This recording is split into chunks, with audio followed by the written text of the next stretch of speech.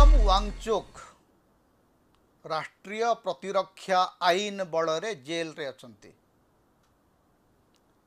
आगो को ए पाली राहुल गांधी आपण सोशल मीडिया रे ए संपर्कित आलोचना अनेकांश देखुथिबे। जो माने बीजेपी समर्थक से मानकु लागुची जे राहुल गांधी को खोला छाड़िबा बीजेपी पाई विपद साजिब।